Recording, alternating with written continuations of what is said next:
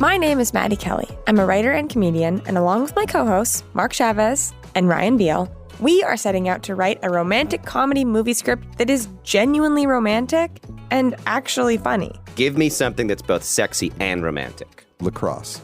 The sport? And when we run into trouble, we'll get help from some serious rom-com experts. People who have worked on everything from 10 Things I Hate About You to Mamma Mia. This is all gold. It's Let's Make a Rom-Com. Available now on CBC Listen and everywhere you get your podcasts. From Mermaid Palace and Radiotopia,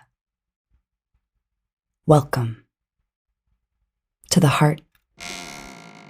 I'm Caitlin Prest.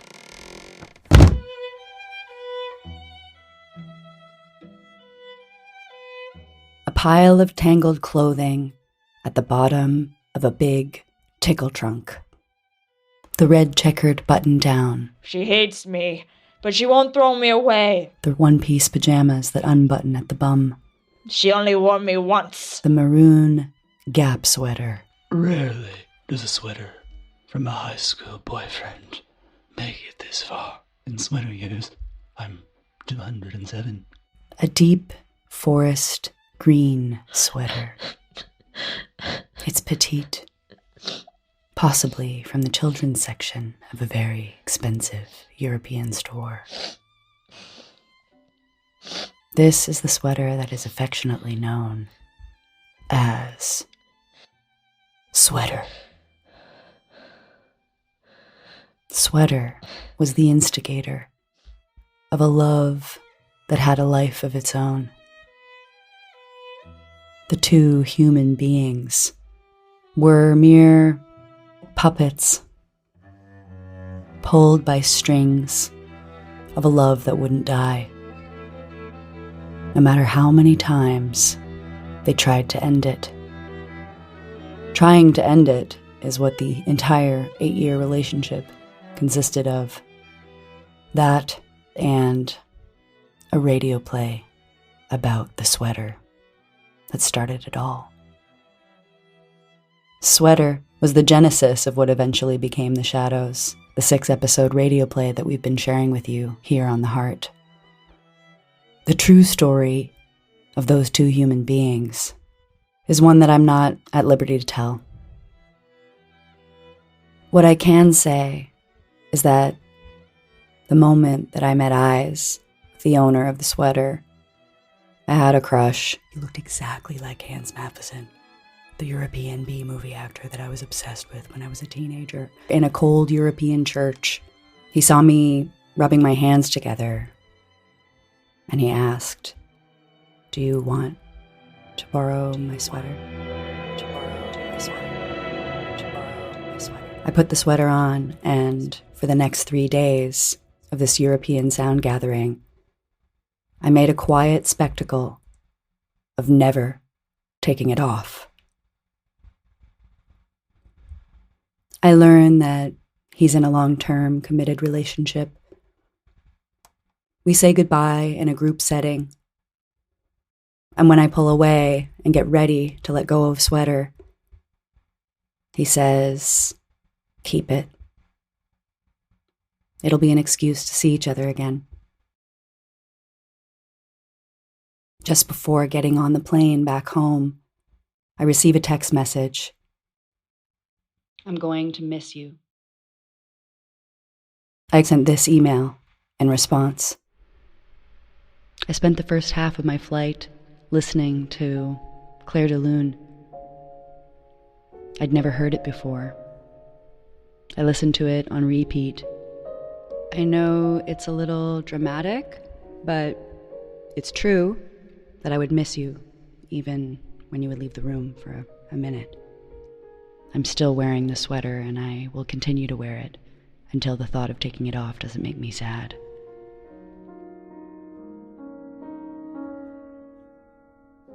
For as many attempts we made to sever the connection, there were just as many excuses that we made to end up spending time together. The sweater was the first excuse. The second excuse was the radio play. A love story from the perspective of a sweater that gets lent We worked on the radio play for months before we realized that writing a radio play and pretending to be two characters in love was actually the same thing as being two people actually being in love. We abandoned the radio play, and it lay silent in the graveyard of my hard drive, just like the sweater was abandoned in the graveyard of my tickle trunk. Years passed. His relationship ended, but I was in a relationship with someone else. Years passed. My relationship ended. He was in a relationship with someone else. And then I was in a bathtub, trying to write a 6-episode fiction series for the CBC. We were in a period of talking on the phone from time to time, telling ourselves that as long as we kept it to discussions of work, that it was innocent. You should use the sweater radio play, he said. But we wrote it together, that would be wrong, I say. It's yours. My gift to you.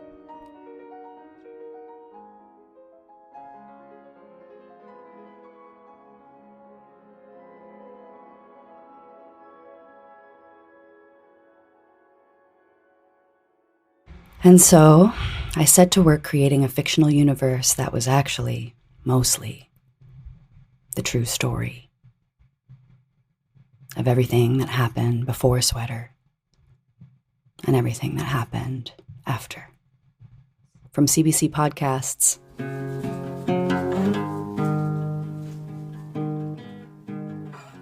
This is The Shadows.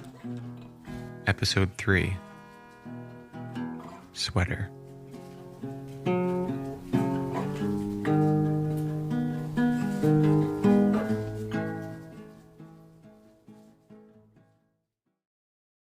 These young people whirling around, confused and sick over the question of love.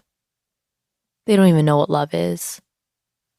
Love is being there every day to make someone's life a little easier, to keep someone warm, to hold them through the night, to provide a barrier for them between their tender skin and the brutal winds of the cruel city. By giving and caring for, we feel we become a part of. And in becoming a part of, we find the antidote for the greatest tragedy each human starts his life with: the separation from mother. We begin life 2 in 1, a life inside of a life, 2 souls in one body. And then we're alone. Well, in my case, it's the fracturing into 1,000 different shapes, being contorted and violently twisted up into 1,000 different shapes until I was finally developed with the utmost of craftsmanship into the perfect form. In my case, it was that cruel blade that ripped me away from my original wearer, Gladys. This is the beginning. Buckle up, kiddos. It all started on a train. I knew I was on a train because even through the muffled sounds coming through the leather casing into which I was neatly folded, I could hear the whir of the engine and the click-click of the ticket collector's hole punch. I think most people don't realize how good a sweater's hearing really is. When I'm on a wearer, I can hear almost everything. Also, I'm blind. I love podcasts. They really help pass the time. The last 10 years, yes, 10, I have belonged to one Devin Lovesmith. From what I understand on this day, Devin and I were on a business trip. I later came to learn that the trip was in Newfoundland. You okay? It's cold in here. Yeah. Do you find? They definitely have the AC.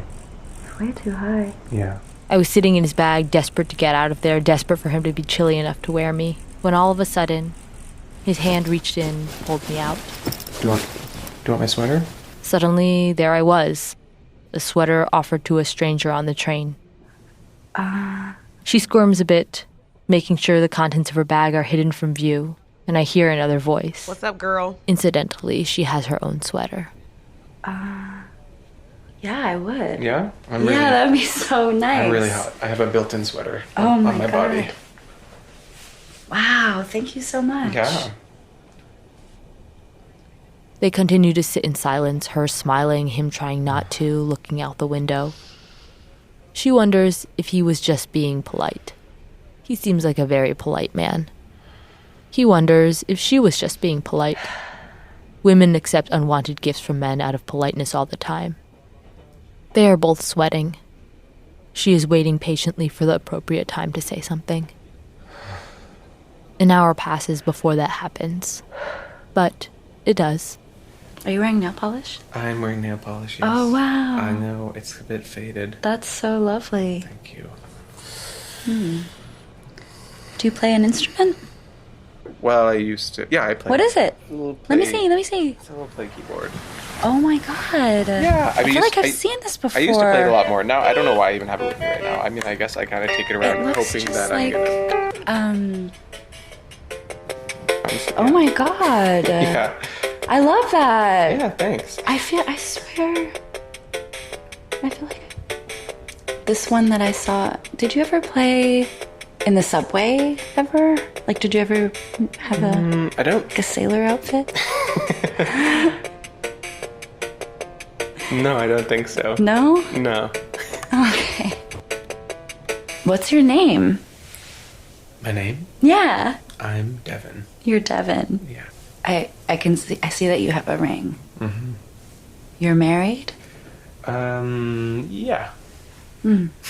I love my wife, Yeah. but it's there's different kinds of love, and there's love that sustains, and there's love that excites, and I think we had a love that excites. Not often, but sometimes.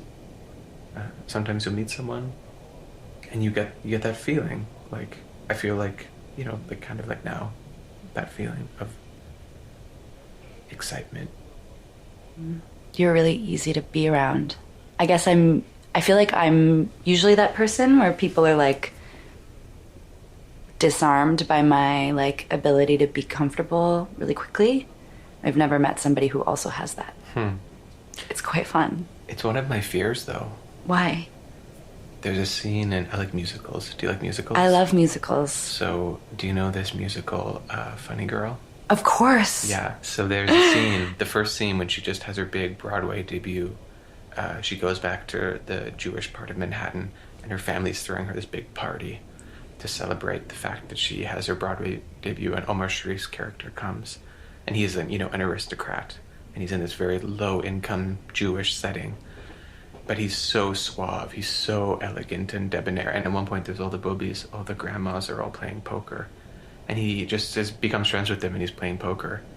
Barbara Streisand's mother's character is watching him, and she goes, "I think if you're a stranger, you should act a little strange." Sometimes it's not your place to feel comfortable. And so... And then, of course, the end. Oh my god, we're here. Yeah. There are certain kinds of goodbyes. This is that certain kind. The kind where two bodies express a language that they can't find words for. And instead, they talk pure nonsense. I've gotta run some errands. Searching for a reason to say some things out loud and not quick-witted enough to come up with anything. Look, your suitcase looks heavy. I was just Are away you from... gonna be okay to carry it? Yeah, I think I'll go when I get off of the train. Oh boy. Can we hug? Yeah. Okay. I could feel them. Their hearts only centimeters away from each other, like they were trying to get them to pump in the same rhythm. Boom, boom. Boom, boom. Boom, boom. One of them is left inhaling, trying to keep the smell of her so that he can remember every single detail of it. And the other of them is left reluctantly removing an object that has become very precious to her. Oh, I guess your sweater. Yeah. Okay. She's having a really hard time letting me go. It's okay. Yeah, you should keep it. Really? Yeah. Really? Yeah. I want you to have it. Okay. Bye. Bye.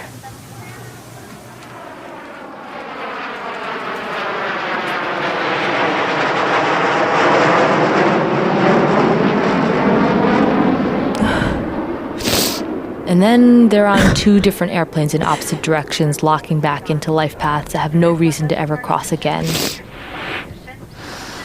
She nestles her nose into my neck. She breathes him in until her nose becomes accustomed to the smell and smells like nothing at all.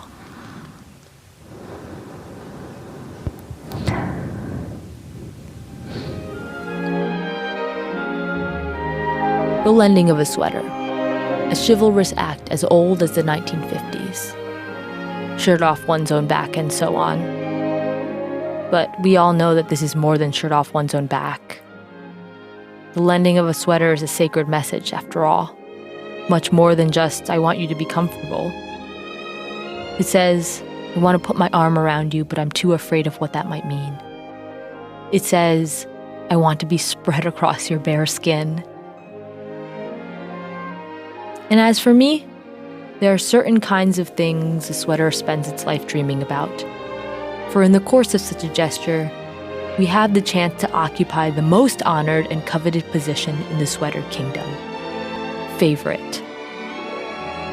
The best favorites are together until death and then passed down through the next generations. Mom said I could have sweater when she dies. No! Mom said I could have sweater when she dies! Mom!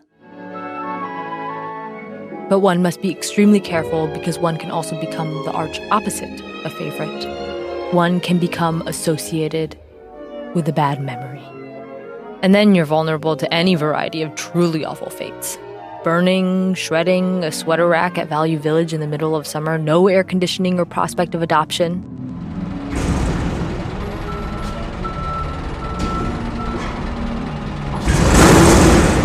Or simply a garbage truck.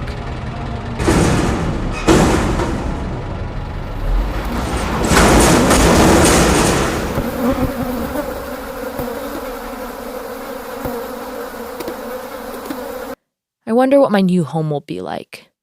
If it will have my favorite type of wooden hanger with the broad shoulders. That would be nice.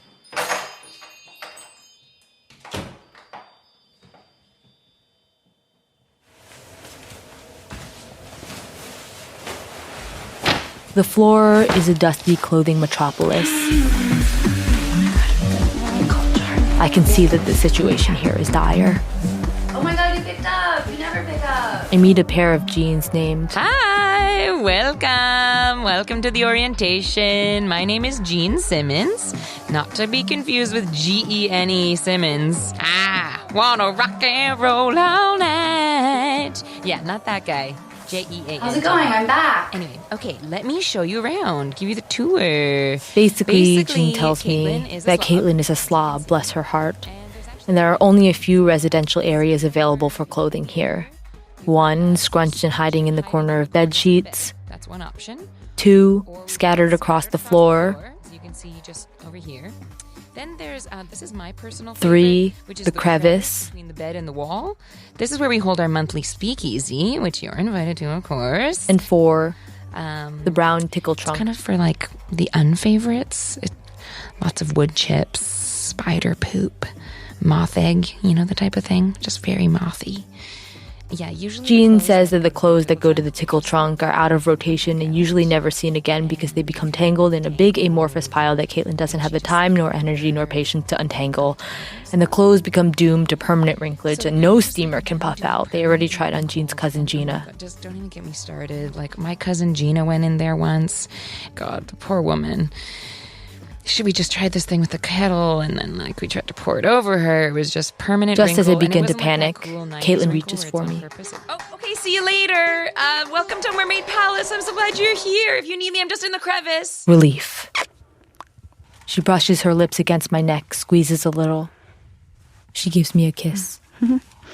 I've never been kissed before.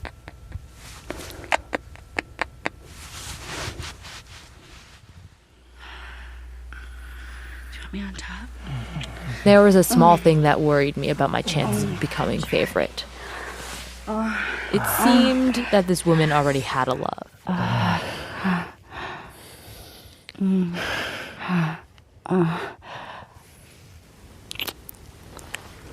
to say I love you, but I feel like it's too soon.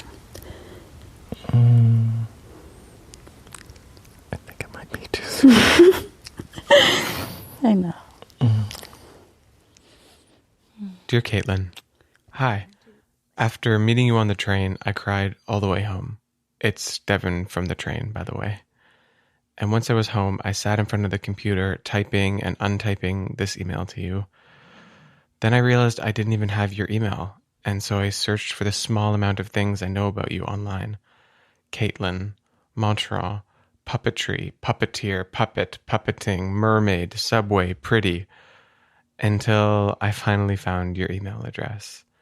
And the first email I wrote to you went like this. Subject, sweater. Dear Caitlin, in the end, I missed my sweater quite a bit and I'm going to need it back immediately. When can we arrange for the exchange? After I deleted that, I began to look for apartments in Montreal. There are some off of Paramount Park that are really not so bad. Then I tried to forget I found your email at all and I went to bed, and then I woke up in the morning and I went straight to my computer and began to write to you because I realized I need to tell you that I don't miss the sweater at all. I miss you. I miss you. XOXO, Devin. P.S. What if we got an apartment on the Upper West Side of Montreal by Paramount Park and we stayed there together for a week every year until we die? Deal?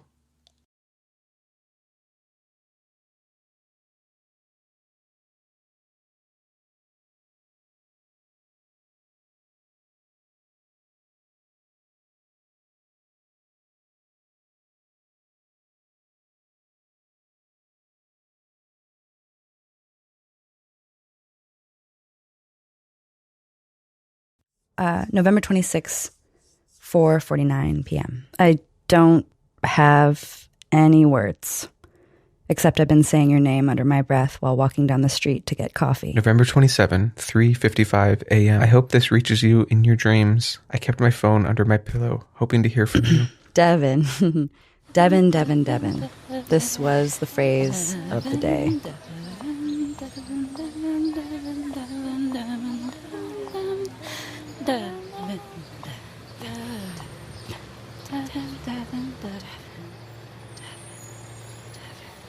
Caitlin, Caitlin, Caitlin, Caitlin, Caitlin, Caitlin, Caitlin, Caitlin, Caitlin, Caitlin, Caitlin, Caitlin, Caitlin, Caitlin, Caitlin. November 29th, 3:47 p.m. Lying in bed with a lover in the afternoon. My favorite activity. Often the lover is just the sunshine pouring through my bedroom window. Today, it's the sweater. I can't believe you're actually real. Maybe you're not real, but you share my tendency to living in the intersection between real and unreal, so therefore, our unreal world feels like it is indeed real. When I was a small boy, I had serious problems with knowing what was fantasy and what was reality. Well, I didn't have a problem, but I could disappear into these vivid daydreams, and I had to keep myself from entering. P.S. Emily is at a party. I'm thinking about calling you later when Cooper is asleep. Scared. November 29, 11:33 a.m. I wrote a song about you. There were only 2 words in the lyrics. Caitlin pressed. Caitlin. Caitlin. Do-do-do. What are you humming? What if I write the music for your next puppet play? Yes! The entire score, the brown electric piano. Yes. November 30th, 5:30 a.m. Writing love letters. Is your marriage open? No. December 2nd, 9:56 p.m. Sweater, day 9. It's me with the sweater on. I love you. I feel like the lack of transparency in your situation it doesn't really feel good. December 1, 7:22 The lack a.m. of transparency in my situation. Feels so good to say everything at once. I'm so glad you said what I wanted to say but didn't. I love you, Devin. It only took 6 days. 6 days, 34 emails, and a sweater. I love you, Devin. They both believed that they meant it too. Did that make it true? Nice sweater. Thank you. There are favorites, and then there are favorites. But I dare say that this woman showed a favoritism never before seen by any sweater anywhere in the world. She takes me to bed with her and sleeps with me through the night. Good night, Katie. She takes me to the breakfast table. Caitlin, you got egg all over your sweater. She takes me home to meet her parents. Nervous. Not that it's yeah, not even tempting, really. Well, just legit. Well, like Dad said it was tempting. Oh, yours was tempting. Dad said it was tempting. Not at the time. More afterward. She takes me to a sweaty dance club, and even though it's completely inappropriate for me to be there, she keeps me with her. I have become disgusting. Filthy, really.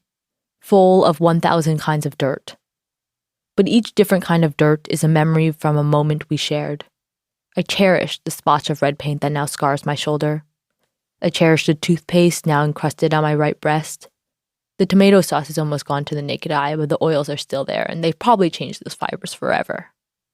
There are 1,000 different kinds of sweat, tears, saliva, snot, and I've begun to change shape. I'm not the same young sweater I used to be. The knit at my breast has stretched so that when she's not there, it hangs empty in the shape of her.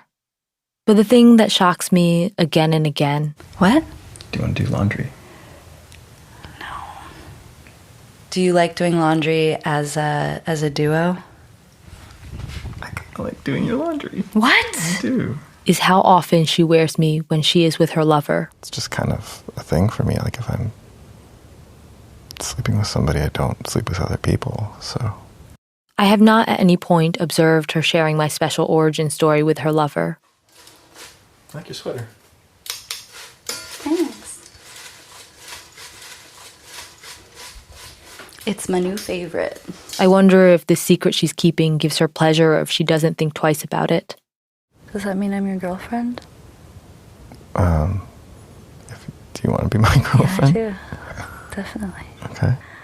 I don't know. I feel weird about about boyfriend as a title. Oh. I don't know why.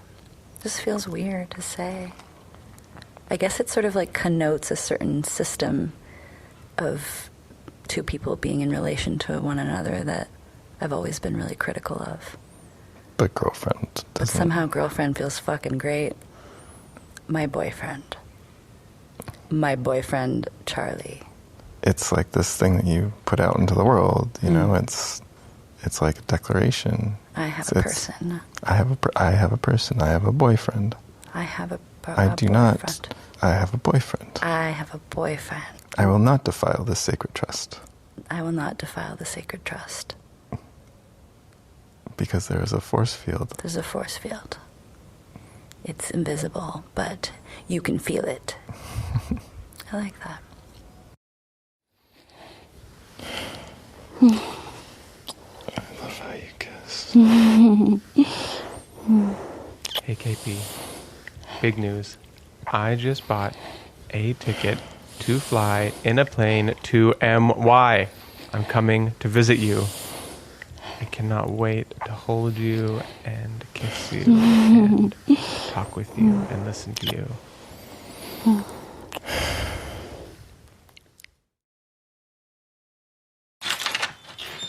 This is my place.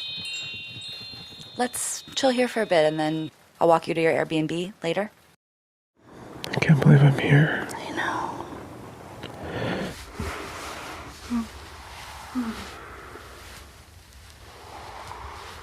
Should I take it off?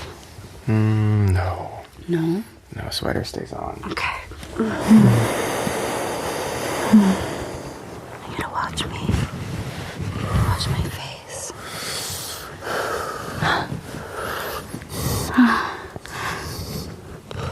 Yeah. I think you can love someone, but recognize you can't live with someone. But how do you know until you try? That's what I'm asking you. Yeah. I want to try with you. I want to try with you too.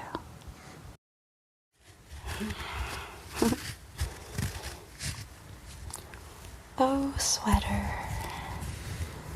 I feel like it was made for you. When I had it, it didn't feel right. I think it's happier with you. I think so too. You're never getting it back, so. Forever in sweater. Forever sweater. Forever sweater. Oh my gosh. Sweaters last forever. Right? She loves me. I've become viscerally aware of every fiber of my being. She loves me. Every molecule feels alive, awake, and I feel beautiful. I feel like anything is possible. I've become very attached to this feeling. I want it to last forever, and of course I expect it to, because I can no longer imagine my life without it. She loves me. She loves me.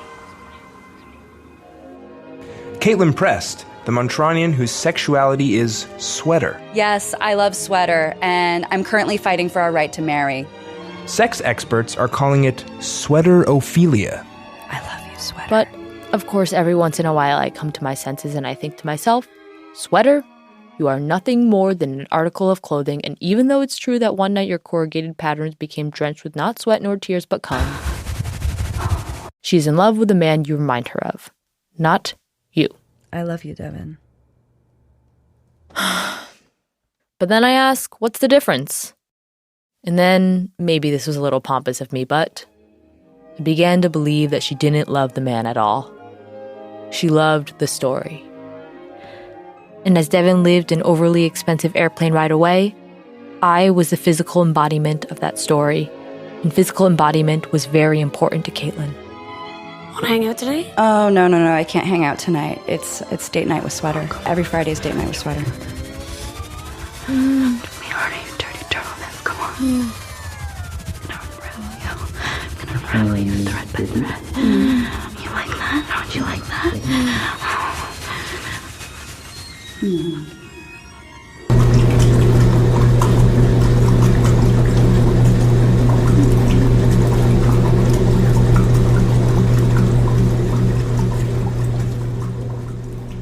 Among the other less meaningful articles of clothing, in the dark and institutional metal chamber, our memories dissolve into suds.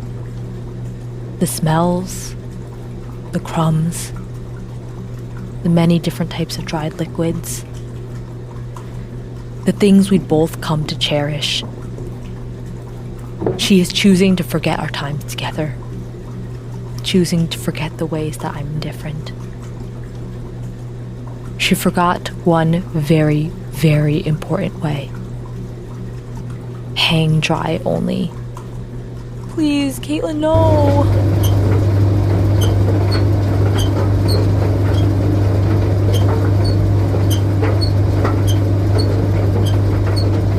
Hey, Jean, please help me. Oh, honey, I know it's so scary the first time. You can do it. It's so fine.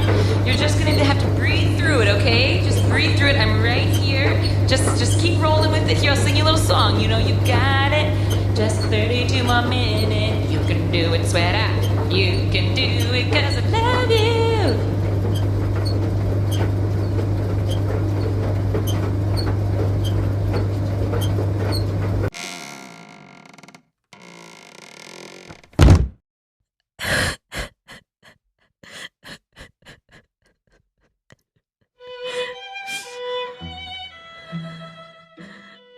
Sometimes, to pass the time, I count the number of stitches on my arms.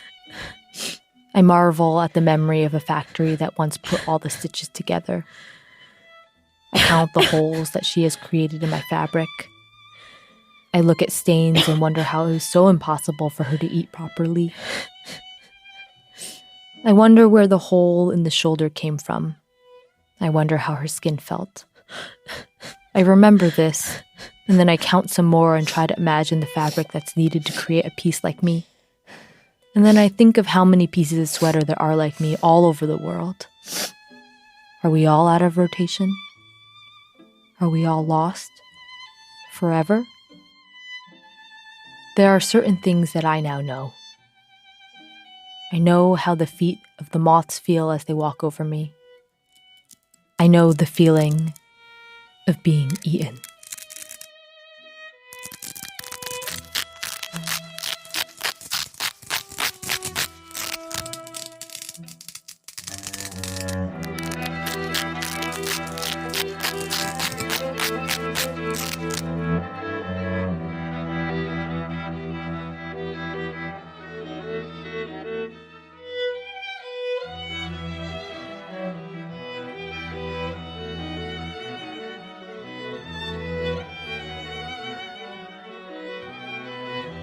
It's 9 years, 5 cities, and more than 20 moving days. More than 20 different homes later. And a couple of weeks ago, fall weather hit.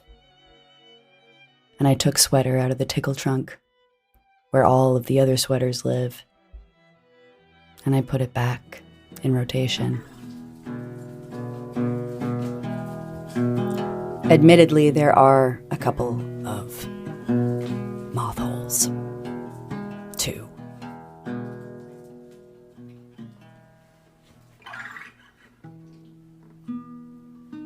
This was episode 3 of The Shadows from CBC Podcasts.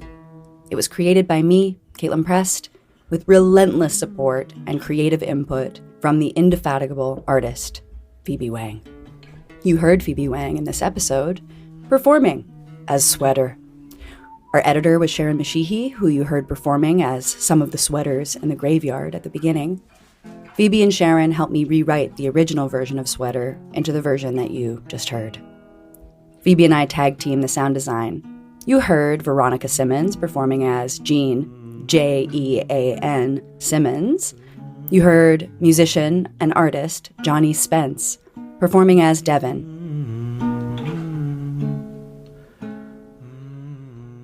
Sound artist and professor Mitchell Akiyama as Charlie. And you heard the incredible Zakiya Gibbons doing a cameo as the sweater Caitlin had in her backpack. Zakiya Gibbons is the host of Radiotopia's hit show, Hang Up, which I cannot recommend enough. Even, maybe right now, you don't have anything to listen to, I hop on over to Hang Up and check it out. It's delicious, delightful, queer reality dating show magic. You also heard Boom Salvador, Matt Cameron, and the famous Natalie Prest. Yasmine Mathurin associate produced the series. She's a filmmaker and artist who made a film that you should watch called One of Ours. It's on Amazon Prime. You can follow me at Caitlin Prest on Instagram for updates on all things heart and art. This show and the work I create with my creative community is supported by donations.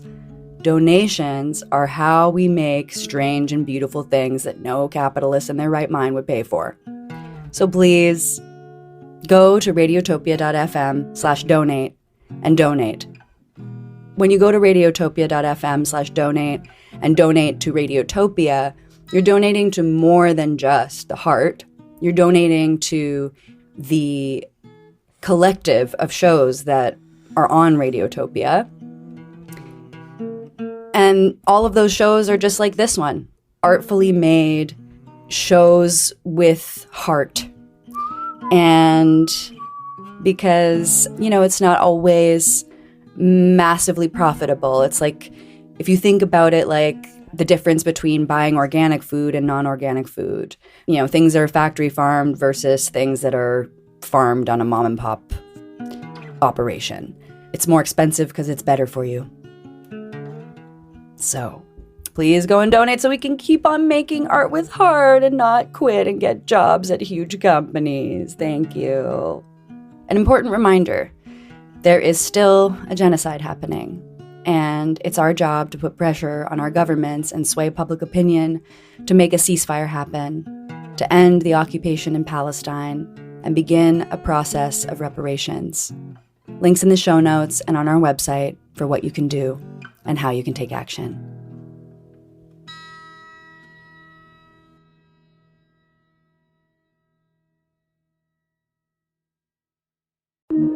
Radiotopia.